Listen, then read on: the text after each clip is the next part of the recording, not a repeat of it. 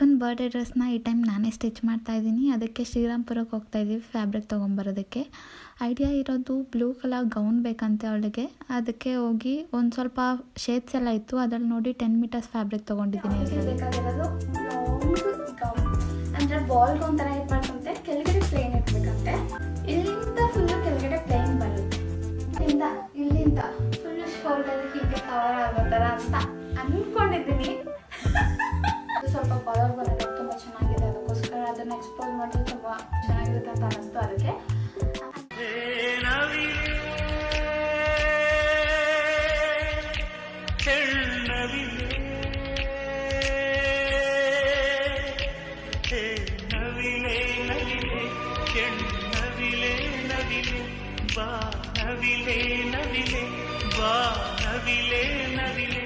ಆ ಸೌಂದರ್ಯ ಲೋಕದಿಂದ